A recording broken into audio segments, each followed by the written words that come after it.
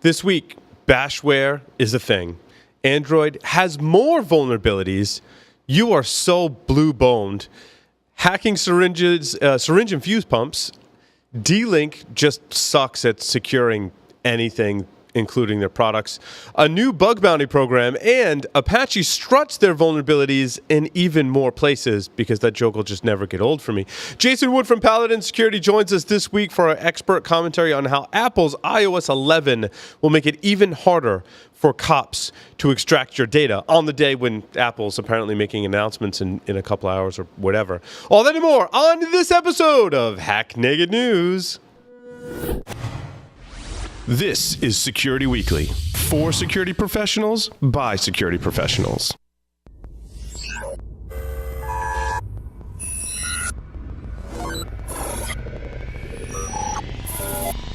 Broadcasting live from G-Unit Studios in Rhode Island, it's the show that brings you the security news each week. And despite popular belief, we do wear pants.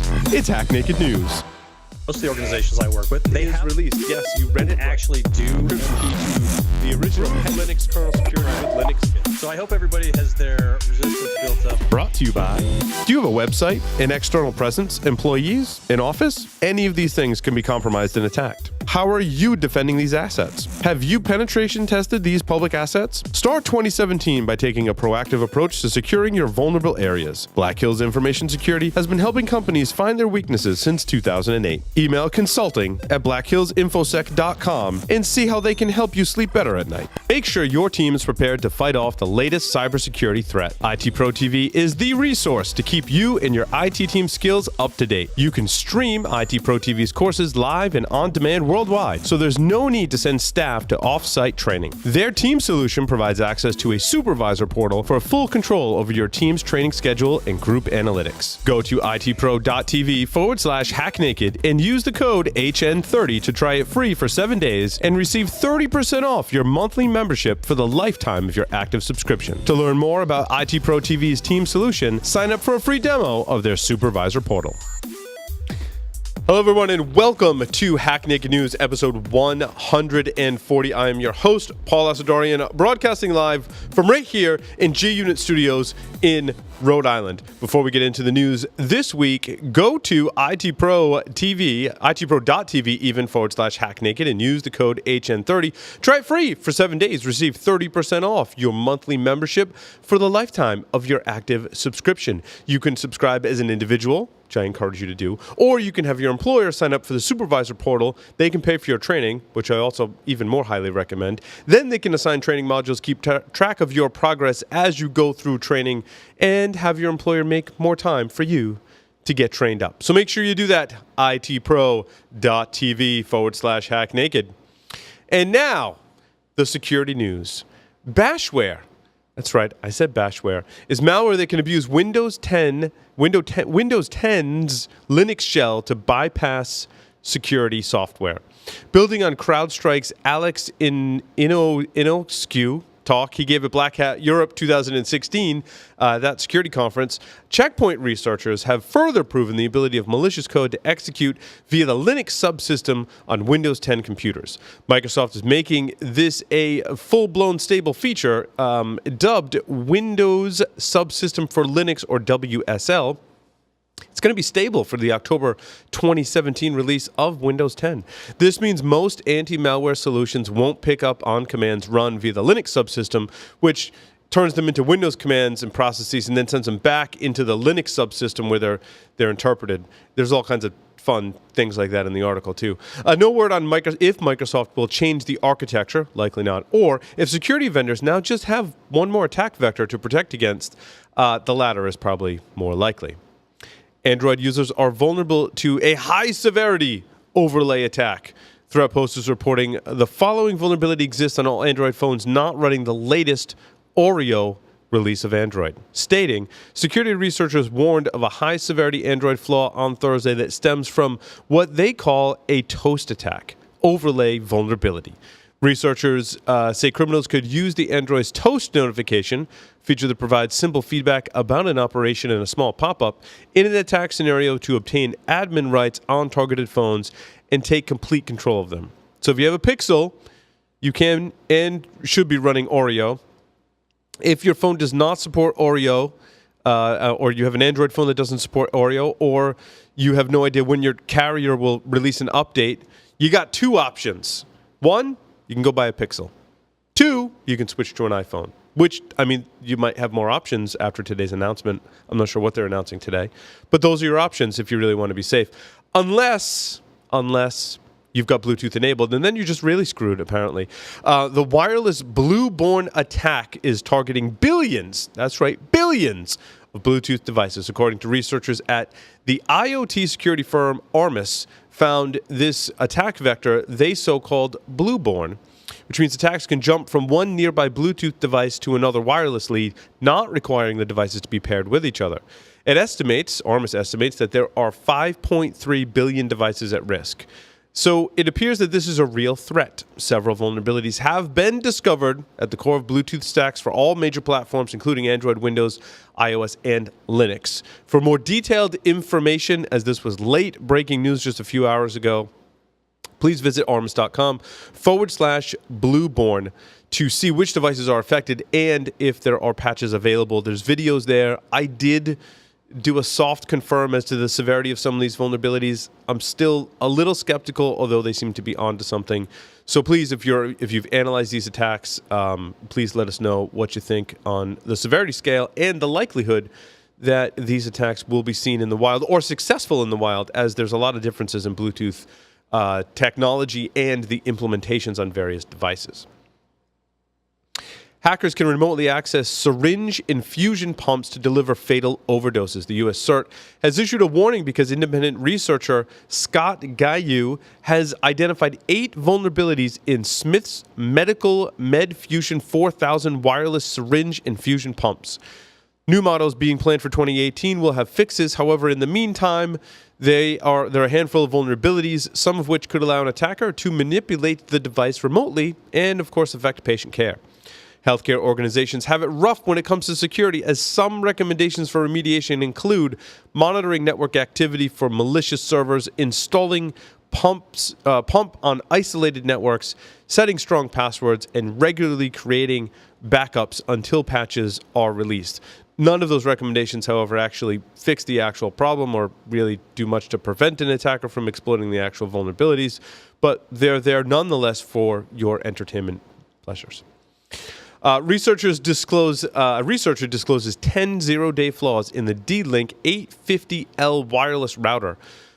In the more IoT news is never good news department, the zero-day vulnerabilities were discovered by Pierre Kim, the same security researcher who last year discovered and reported multiple flaws in D-Link DWR 932B LTE routers, but the company has ignored the latest round of issues. According to Kim, and I quote, "The D-Link 850L is a router overall badly designed with a lot of vulnerabilities. Basically," and I'm still quoting, "everything was pwned from the LAN to the WAN, even the custom My D-Link cloud protocol was abused." So if that's not a shining opposite of endorsement for D-Link 850L wireless routers, I don't know what is. Samsung announced a bug bounty program, which D-Link would go broke if they actually announced their own bug bounty program. But Samsung announced a bug bounty program offering up to $200,000 in rewards. Dubbed Mobile Security Rewards Program, the newly launched bug bounty program will cover 38 Samsung mobile devices released from 2016 onwards, which currently receive monthly or quarterly security updates from the company. It also includes services such as Samsung Pay, which is kind of interesting. Apache Strut's 2 flaws affect multiple Cisco products, as this is typically the case when popular open source software has some heinous vulnerabilities, as were rumored to be included in the recent Equifax breach. It's not clear which Apache Strut's flaw. Some news articles are reporting that it's a 9-year-old flaw. Others are reporting that it's a 0-day. Others are reporting it's somewhere in between. We just don't know. However, we do know that the recent Apache Struts flaw is present in Cisco devices, including Digital Media Manager, MXE 3500 series media experience engines, network performance analysis, hosted collaboration solution for contact center, and United Contact Center Enterprise have been found vulnerable to multiple Apache Struts flaws. So get patching. With that, we're going to take a short break, come back with Jason Wood for our expert commentary this week. Stay tuned. Has your network been breached? Cybereason can help you answer this question. Cybereason products hunt for threats within your network and eliminate them in real time. To Cybereason, real time means within seconds. Founded by former military hackers who don't play by the rules, they've built this experience into their platform. Harness ingenuity and imagination, not just code, to defeat attackers. Cybereason. Disrupt the adversary and let the hunt begin. Welcome back, everyone. Make sure you sign up for B-Sides, Connecticut, bsidesct.org. That's happening soon. Also, make sure you check out Sans Hackfest. I keep saying Pentest Hackfest. It's actually just Sans Hackfest, November 13th through the 20th. You can go to sans.org/Hackfest and get a $300 off discount by using the code Hackfest17. I'm sorry, it's sans.org/Hackfest17. The discount code is Hackfest17. I'm going to be there. Ed Scotus is going to be there. What more could you ask for? sans.org/Hackfest17. $300 off when you use the discount code Hackfest17. They get you a discount for the 2-day Hackfest Summit. Hacker of Fests, Mr. Jason Wood is here with us today. Jason, welcome to the program. Hey, Paul. Good to be here. It's nice to have you. We're talking about Apple today, huh? On all days. We are, which I think is kind of ironic, given that their event is going on right now for, I guess, the last hour and a half or so. I thought it was 1 p.m. Mountain. Is it going on now? Or is it 1 p.m. Mountain time? Is that?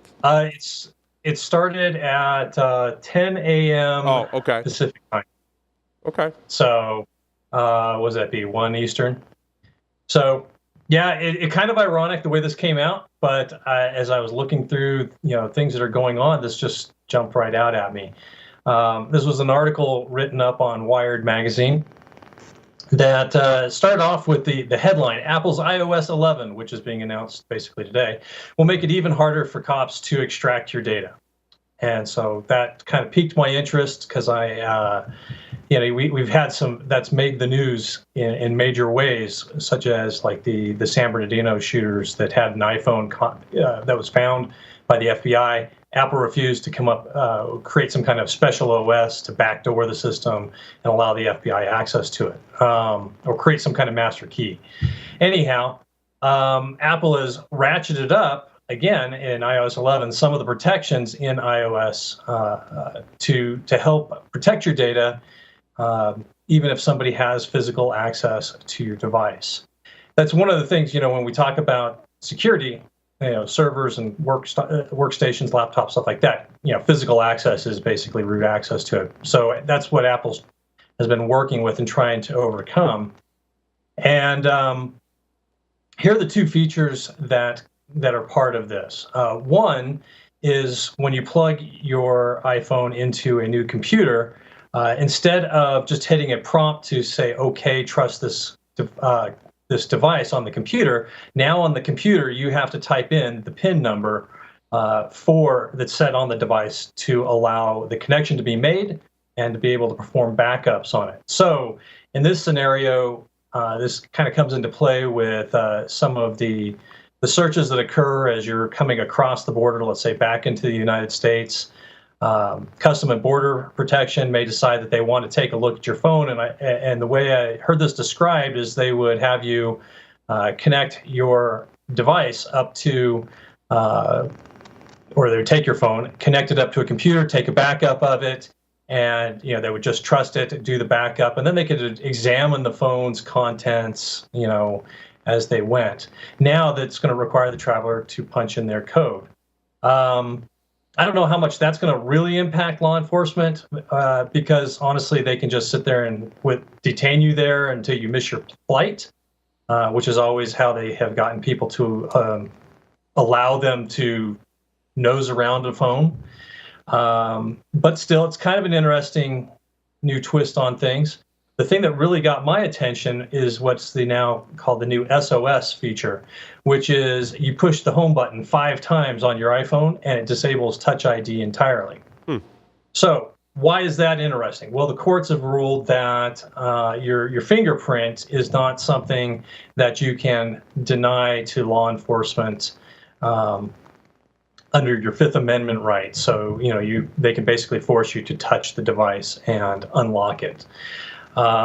Pins, you can say, well, I forgot it. There's some ambiguities there still, depending on the court you're in, I guess, about whether or not that's incriminating or not. Whether or not it's protected under your Fifth Amendment rights.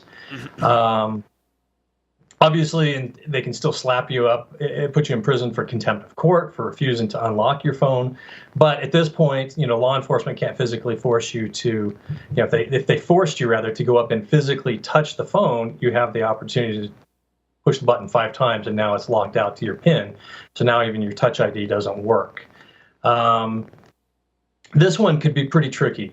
Because like I said, even just the risk of having a prisoner touch the phone, it becomes a little bit more dicey.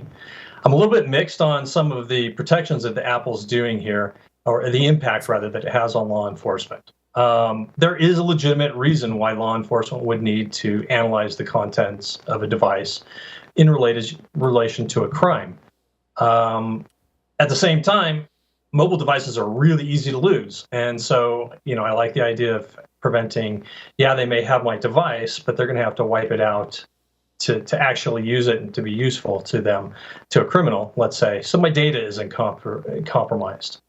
But, we're creating this tension here, we're increasing this tension here between law enforcement now and companies like Apple as they, they, let's say, have evidence of a crime that may involve information on a phone, which, let's face it, almost any crime now can be applied to that. I've talked to law enforcement and forensics investigators that say, even drug cases and stuff like that have the electronic element in it because of information that may be on that device that will prove that, this person's dealing drugs or whatever's going on, help them roll up the drug dealing ring. But, we've now, like I said, have increased the ability of a criminal to, let's say, maybe before they're arrested, quickly lock out their Touch ID, or, if they're really fast, even if they're being forced to use the Touch ID to unlock the phone, quickly lock out the device. Touch ID is now disabled, and law enforcement's out of the phone until they can somehow compel this person to give up their PIN. So I think this is just it's an interesting development. There's some privacy benefits to us, but some obvious areas where this is going to increase some tension with law enforcement in regards to device security around mobile devices.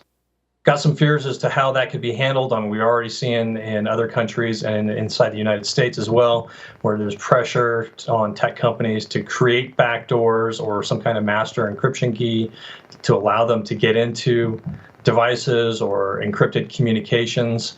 So, sometimes I wonder if things like this are going to help precipitate that. But at the same time, what happens when you lose your phone? We've got things like, you mentioned the Samsung Pay, you got Apple Pay, stuff like that. We're getting more and more valuable information on these devices, and they need to be protected. My wife loses her phone all the time, so she's not getting a new iPhone, in other words, because she'll lose it. Yeah, we always find it again, but nonetheless, so you still play the hunt the iPhone game around the house and the car. Right.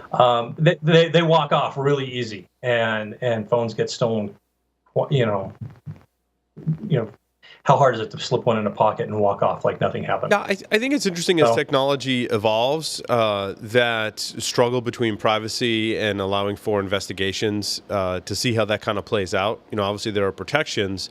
The more protections we put around the phone, the harder it is for law enforcement to, perform an investigation. Of course, getting a warrant, that's pretty valid, hopefully in most cases. That's a valid way in which to access, because they're being accused of a crime and have gone before a judge and said, yes, I have I have a warrant, and the judge has validated that. We like to think that works out, most of the time.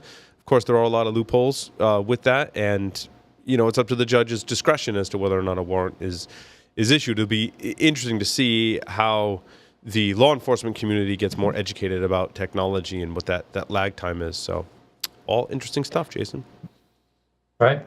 Yeah, I am curious, even with the warrants and stuff like that, because this puts more power in the individual to essentially to make it more difficult for law enforcement to compel them to give up information in spite of a search warrant. But yeah, it is. It's an interesting process to watch.